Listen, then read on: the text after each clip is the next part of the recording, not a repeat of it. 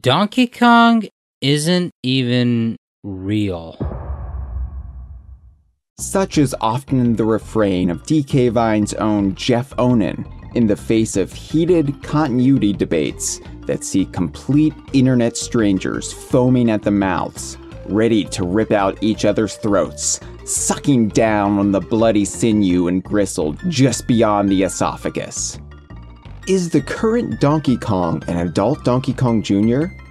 or his son? Does Donkey Kong Island exist on our Earth or the Mushroom Kingdom? Is the second in Guard a separate character or a hard light hologram? Well, you can believe what you want, because it doesn't matter. Donkey Kong isn't real. This is just a hobby. It's all made up. And you best remember that before you get too volatile in the comments. But what is reality when it comes to the Donkey Kong universe? In their book Super Gods, legendary comic book writer Grant Morrison speaks to the nature of genre fiction and our perception of reality. Superhero science has taught me this. Entire universes fit comfortably inside our skulls. Not just one or two, but endless universes can be packed into that dark, wet, and bony hollow without breaking it open from the inside. The space in our heads will stretch to accommodate them all. The real doorway to the fifth dimension was always right here, inside. That infinite interior space contains all the divine, the alien, and the unworldly we'll ever need.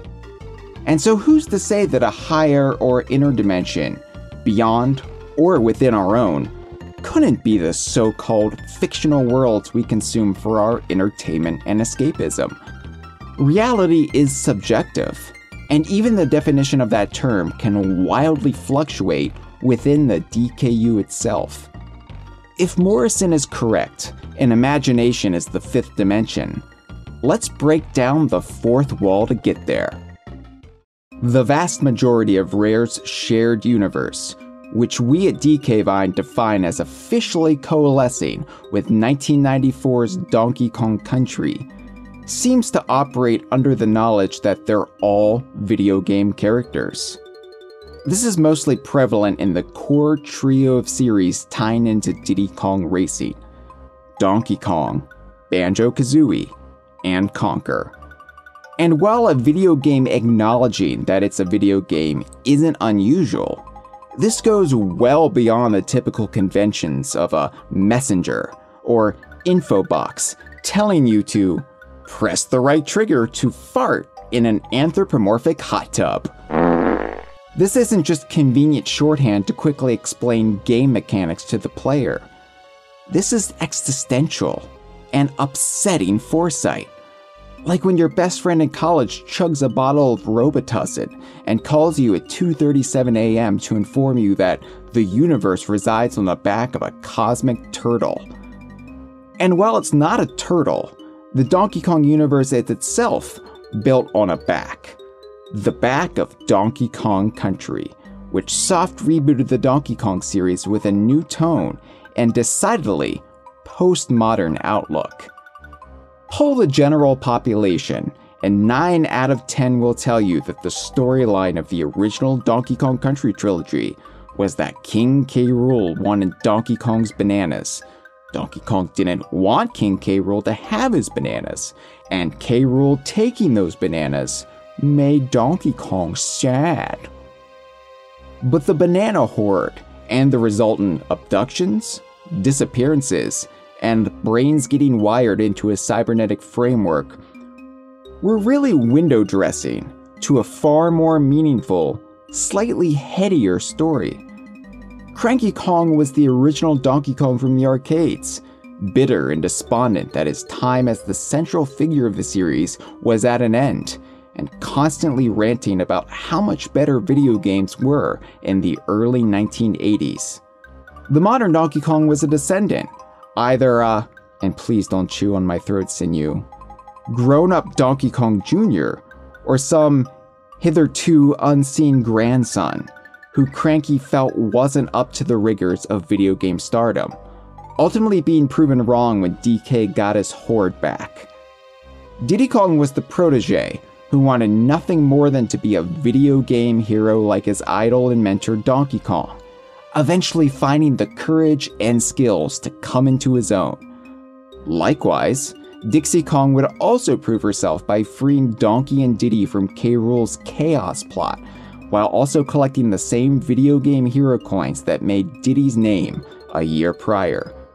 The Donkey Kong Country games were about legacy, yes, but they were specifically about the legacy of a video game hero dynasty.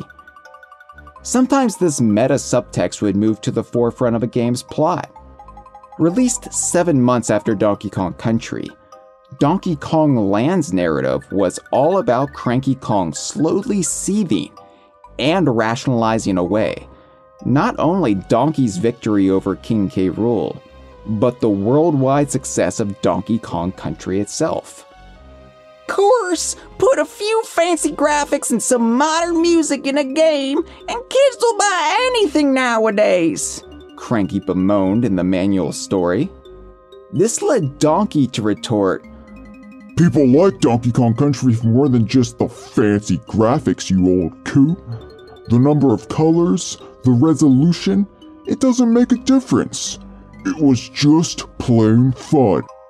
So you're saying that an adventure like your last one would be a success even on an 8-bit system like Game Boy, for example?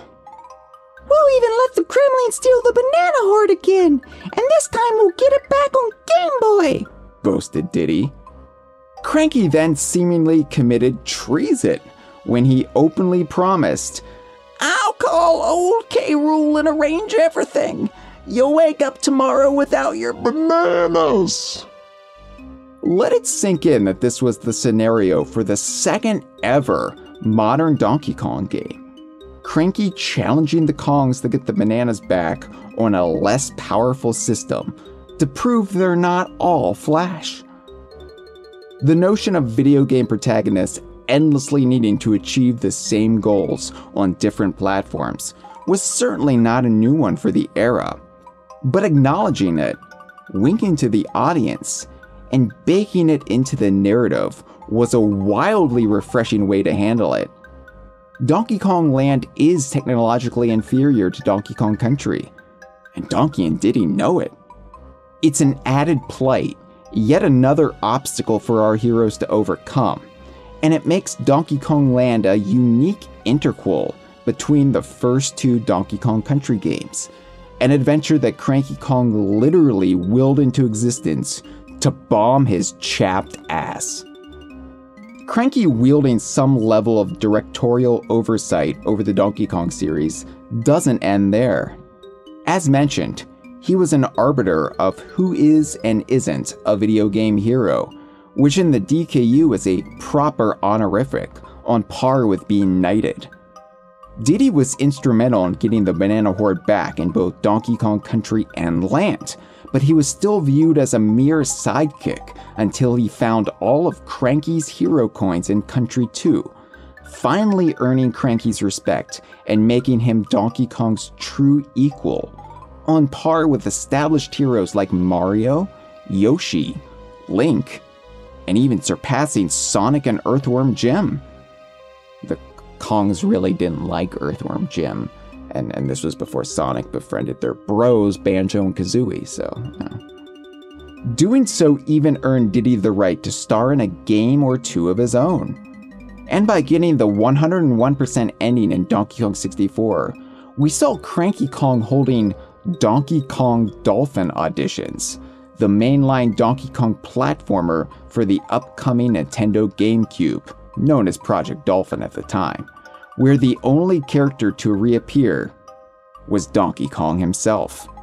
Cranky's a harsh director, a regular Alfred Hitchcock or David O. Russell, am I right? Talk about spanking the monkey. And yes, this implies that Cranky directed Donkey Kong Jungle Beat. Maybe he's more of a George Lucas. Faster, more intense, It's like poetry, it rhymes. But lest you think that Cranky is the all-seeing god of stories of the Donkey Kong universe, disabuse yourself of the notion. If that were the case, he would have never forced himself into retirement, and Donkey Kong 94 would have never been followed by this. He's just a regular mortal with political influence, like fellow DKU denizen Richard Nixon. No, there are entities within the DKU that wield far more immediate power, beings of a seemingly divine nature who can alter the fabric of reality during the course of the game itself.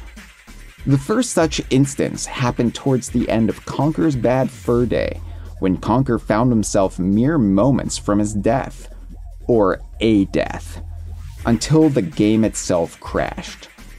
With no other recourse, he cried out for help from above, only to be answered by the mysterious programmer.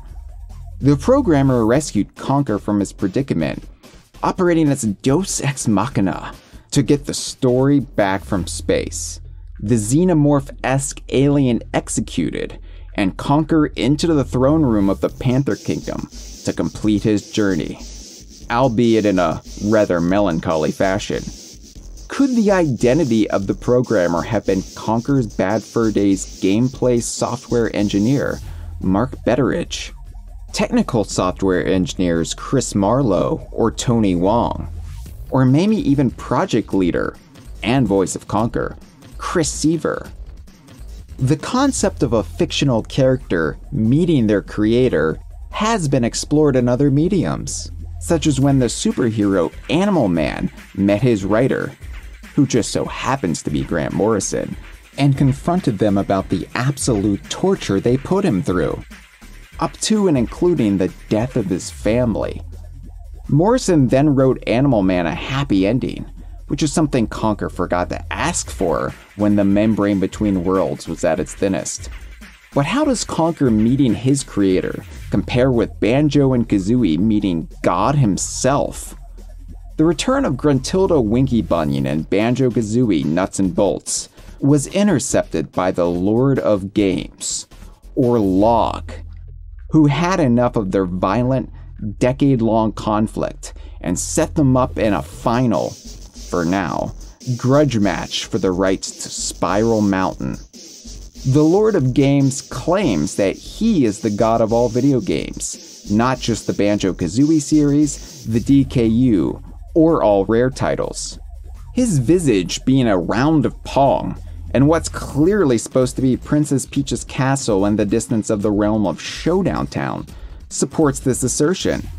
And like the programmer, he has the ability to alter the conditions of the game world. LO.G also suggests he inserts himself into adventures as an omniscient observer, such as posing as Fiddlesworth during one scene in Grab by the Ghoulies, or later on hiding out as Banjo's backpack while it was being worn by Battletoad Rash in Killer Instinct 2013. And though one could make the plausible allegation that LO.G and the programmer are one and the same, the Lord of Games seems to be much more of a present in Universe Almighty. Although the presence of a video game factory making sequels to Rare games suggests some connection to Rare itself. And that's where things start going a little bit sideways.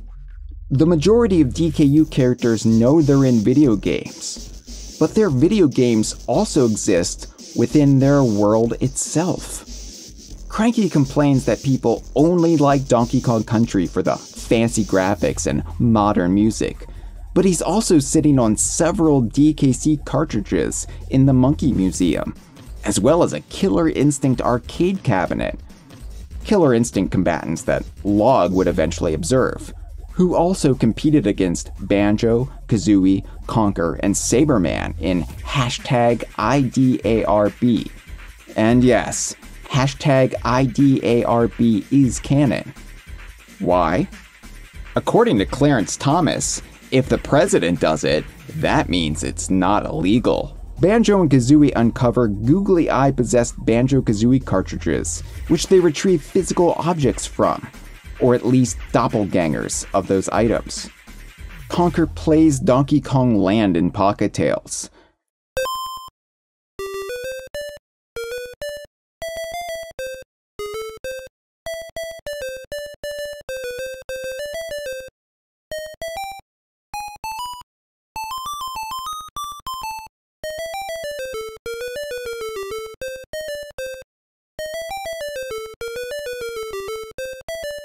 And the Game Boy version of Killer Instinct in later adventures.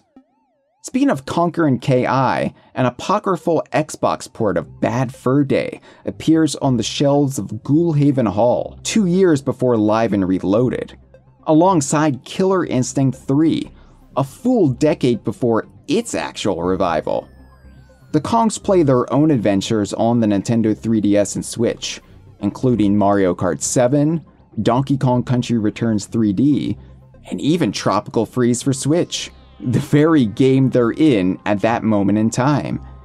And everyone remembers one of the most frustrating tasks in Donkey Kong 64 was getting the Nintendo coin from playing the original arcade Donkey Kong, complemented by the Rareware coin for playing Jetpack. These games are established early pioneers of their respective companies which loom large and seem to be integrated throughout the archipelago, implied by Diddy Kong Racing to be the setting of Donkey Kong Country, Banjo-Kazooie, Conker, Viva Piñata, and other titles. From the big neon Nintendo sign hanging above Cranky's door, to the little stickers Donkey put on all of the golden bananas, Nintendo and Rare logos have a habit of showing up everywhere in the DKU. They're regular advertisers of the racetracks on Timbers Island, and their logos appear on the silver coins of Diddy Kong Racing and Diddy Kong Racing DS, which may be the same minting as the Nintendo coin and Rareware coin of Donkey Kong 64. They even sponsor the corrupt boxing match at the end of DK64. And in Battletoads 2020, the studio seems to have sent Rash out on the convention circuit with Captain Bones from off of Sea of Thieves. So these characters know they're in a video game. They know Rare and Nintendo make their video games, but their video games also exist within the video game world. The levels go deep, and the levels go deeper. But Rare successfully unknotted this convoluted tangle back in 2006 during the marketing of Viva Piñata, providing another tool to break down the fourth wall. Horace St. James Golightly. If you've never heard of Horace St. James Golightly, don't worry. That just means you were having a relatively normal time of it in 2006 through 2008. Maybe you were still processing the trauma of 9/11. Maybe you were busy having the sexy times. And if you were an extremely online video game weirdo, you were probably complaining about Super Smash Bros. Brawl on message boards. I bet Donkey Kong's not even gonna be in it. Or maybe you weren't even born yet, but that just means your parents were the ones having the 9/11 sex, or Brawl hate and so they didn't have the knowledge of Horace St. James Golightly to pass down to you, their own progeny. But that's why you have me, your Donkey Kong daddy, as my 2006 sex was infrequent and apologetic. Horace St. James Golightly was an unseen character created by Lee Loveday for the promotion of Viva Piñata on Rare's website. While he never had a crude doodle to bring him to life, nor did he physically cross over into appearances in the games, he might be Loveday's most important contribution to the DKU after Mr. Pants, or confirming Royston's appearance in Viva Piñata itself. Why? Because Golightly serves as a lore keystone for Rare's shared universe, an explanation of how the existence of Rare works within its games. As Horace said himself on Rare's website in 2006. Well, here I am, at the end of my first day on Piñata Island. And I have to admit, I'm a bit shell-shocked. Live piñatas walking around, they said. Wild ones and domesticated ones living in people's gardens and everything. Oh, peacock, I told them. Look, I said, I don't mind taking you up on your frankly second-rate offer. I don't mind that Cousin Saberman wouldn't come out of retirement again, and you were a bit reluctant to settle for my own services. I mean, everyone's got to start somewhere. But let me do my job without spinning me some ludicrous fairy tale about paper animals coming to life. Good Lord, how wrong I was. As soon as I stepped off the boat, I almost trod on a worm, a bug-eyed piñata worm. Before I could get my sketchbook out, the little devil had disappeared underground to escape an alarmingly proportioned papery hedgehog, which in turn was frightened off by a sly-looking and similarly rustly fox, all in a matter of seconds. I don't mind telling you, I suspected I might be losing the plot. He'd go on to say, Basically, they're making a game about Piñata Island. Too good a story not to tell, they said. And so they sent me here to investigate, to get the lowdown on every little facet of island life, so that all the potential visitors and players out there will have some idea of what to expect. They also need material for their design docs, and for the game instructions, and told me to keep a diary of my discoveries too. Said they'd put it on the Welk site or something. I'm not sure what that means, but it sounded as if they wanted to make my first-hand experiences available to other people, so presumably I need to make the effort if I want to get paid. To get paid. To get paid! So yes, we're now knee-deep in the deepest of rare lore. Just like Horace St. James Golightly was knee-deep in Worm when he was sent to Piñata Island by the studio to observe, document, and relay all information on its native wildlife. Also, Rare could turn it into a video game. Additionally, Golightly refers to Cousin Saberman, suggesting Golightly is of familial blood to the famed adventurer, and that Saberman himself served a similar function for Rare's predecessor, Ultimate Play the Game, at least until he was cryogenically frozen in 1984. It seems that Rare sending explorers to the archipelago is where they get most of the concepts and inspirations for their video games. And yes, Nintendo had the idea for Donkey Kong first. But who's to say that Shigeru Miyamoto also didn't hire, say, Saberman to suss out the Kongs when the original plan for a Popeye game fell through? It would be poetic, considering that Cranky Kong eventually beheaded and mounted the Saber Wolf for himself, and clearly knew Saberman well enough that he had left his hat at his house. But how would the nascent video game industry have known about this miraculous chain of islands with anthropomorphic animals, bouncing vegetables, and operatic fecal mounds? Well, the earliest chronological in-game trace of the Rare logo can be found in Sea of Thieves, on sales provided to Rare staffers and those who have worked on the game. Given the nature of pirate alliances and guilds in the game, could the modern Rare Limited simply be a descendant of the Rare Guild in Sea of Thieves, of which the Stamper brothers inherited their ill-gotten family gold acquired through piracy to found Ultimate Play the Game in 1982? Descended from thieves and whores. They'd also have access to the vintage maps used by their ancestors, maps that would have taken them on a route to the Sea of Thieves, through the Rare archipelago itself, accounting for the long history of smugglers and pirates using these islands as a way station between Europe and Africa and the Sea of Thieves. Looking for inspiration, they would hire Saberman and other Pathfinders to head into the unknown and bring back their tales of glory. And perhaps the Stampers were subconsciously influenced by what the Lord of Games designed in his factory.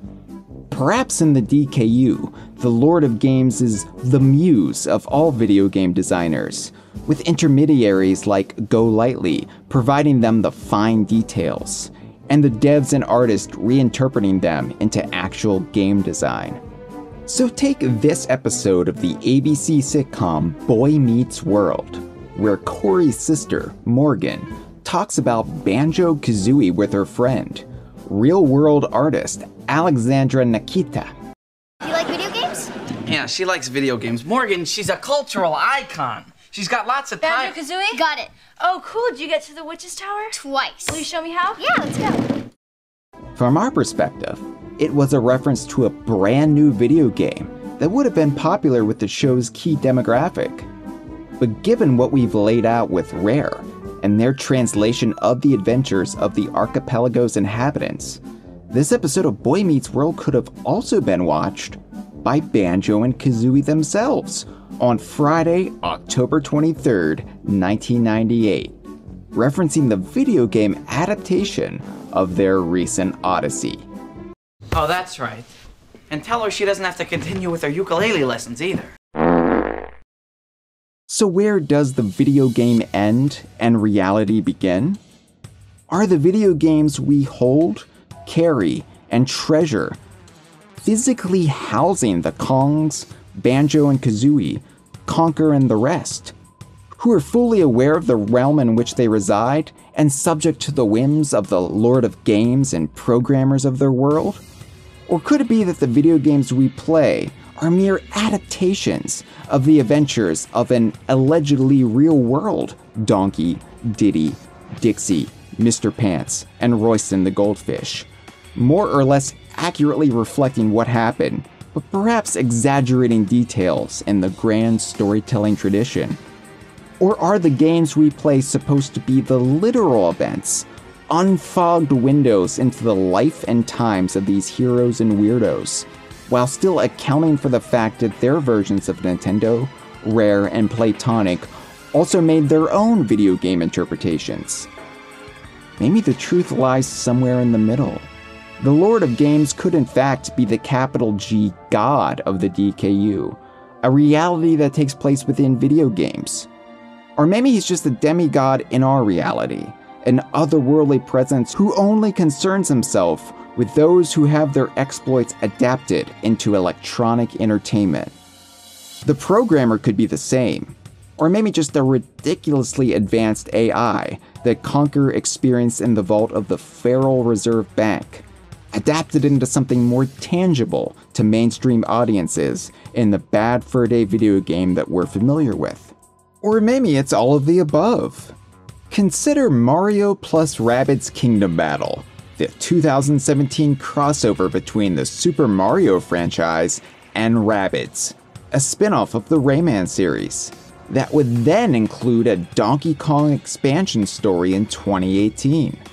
The opening of the base game depicts an unnamed brilliant inventor, only referred to off-screen as Genius Girl, who is a ravenous Super Mario fan. Not in the sense that he once fixed her clogged plumbing, but that she's an obsessive fanatic about the actual video game series.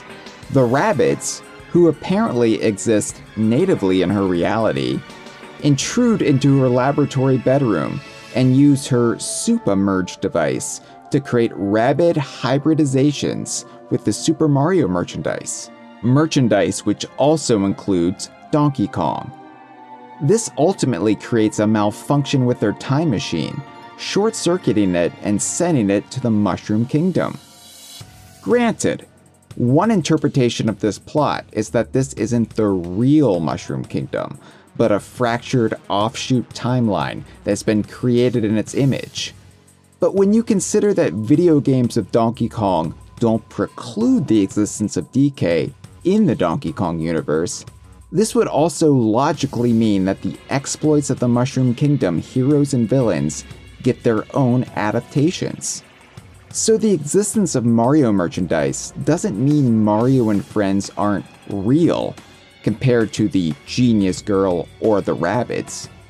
To tie back into the logic of the DC universe, maybe the Shigeru Miyamoto of Genius Girl's dimension or timeline was unconsciously pulling inspiration from the actual Mushroom Kingdom as his muse, similar to how comic books of other Earths exist in the DC multiverse. Creativity being more than just imagination, but a literal conduit between worlds. So while Donkey Kong's games are adapted directly from his adventures in his native dimension, which the Rabbids would eventually visit in the Donkey Kong Adventure expansion, on the Genius Girl's Earth, They're instead cosmically divined from the ether. Layers upon layers of existence, all intertwined beyond our current conceptions. Hell, Master Hand would be another extra-dimensional fan, in his case pulling souls from across the multiverse to inhabit his dolls and trophies. Don't tell him Smash Brothers isn't canon. I'm sure he also enjoys iDarb. On the subject of spirits inhabiting toys, that's the basic premise of the Toys to Life Skylanders franchise. Actual living entities from the realm of the Skylands, banished to Earth, where they become plastic figurines. You, the player, are enlisted to hunt down the figures and send them back into the Skylands via a portal. Donkey Kong, along with Bowser, became a Skylander in 2015 as part of the Superchargers team, although their initial presence in the Skylands was explained in the tie-in comic Skylanders: Unexpected Allies, where they answer an interdimensional distress call, perhaps while both together after the events of Mario Party 10. While it's not addressed in the comic book, the fact that DK has to go back to the Skylands via a portal at the beginning of Superchargers, along with his existence as a toy that I can hold in my little fingers, hints that he and Bowser were quickly banished from the realm to Earth by Chaos. No relation. And that's how they became proper Skylanders. Cynical and exploitive cash grab designed to get kids to buy toys? Yeah! But according to the lore, this houses Donkey Kong's actual soul. And Diddy's there too, somehow? For all we know, we're the ones in the video game.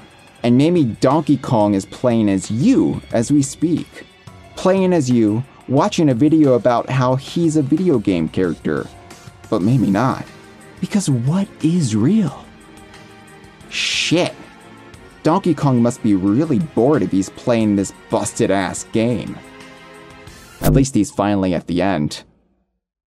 But wait, DK. Did you find all 40 of the video game hero coins in this video? You can't be a true video game hero unless you find every unique DK coin in this video. But please remember that even if Donkey Kong actually subsists on some sort of ethereal astral plane of existence, parallel to or above us, or in the fifth dimensional space that is our own imagination, if this boy ever met our world, he still wouldn't want you arguing over inconsequential bullshit like who the pink Donkey Kong Jr. is from off of Donkey Kong Jr. Math. There's too much meaning and purpose to be found in this realm and in your own life for you to be wasting your time on such nonsense. No, Donkey Kong wants me to be wasting my time on such nonsense. I like to think Donkey Kong doesn't want me to be out of a job. Thanks for looking out for me, buddy. You're one of the real ones.